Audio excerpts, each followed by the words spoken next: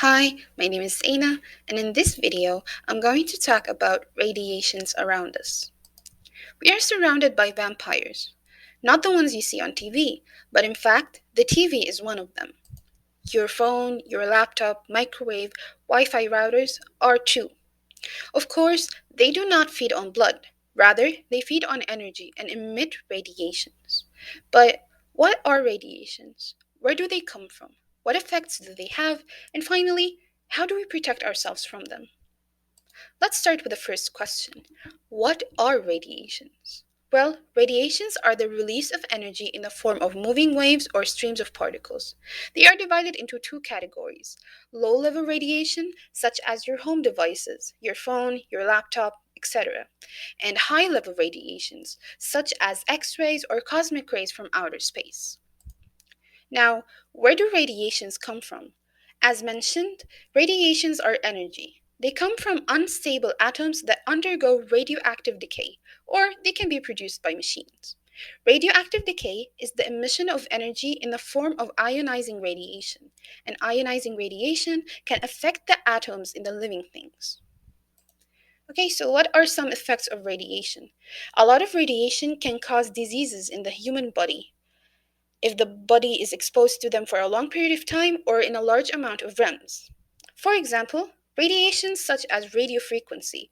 They can cause brain damage or cancer due to the ability of radiofrequency energy to hit biological tissues rapidly. Okay, so let's take some examples on the effects of radiation on body parts. Let's start with hair. The losing of hair quickly and in clumps occurs with radiation exposure at 200 REMs or higher. The brain. Since brain cells do not reproduce, they won't be damaged directly unless the exposure is to 5,000 REMs or greater. Like the heart, radiation kills nerve cells, and small blood vessels can cause seizures and immediate death. Blood system. When a person is exposed to around 100 REMs, the blood's lymphocyte cell count will reduce, leaving the victim more susceptible to infections, and this is often referred as mild radiation sickness. Early symptoms of radiation sickness mimic those of flu and may go unnoticed unless a blood count is done. Heart. Intense exposures to radioactive material at 1000 to 5000 REMs would do immediate damage to the small blood vessels and probably cause heart failure and death directly. Okay, so how do we avoid radiations and how do we protect ourselves from radiation?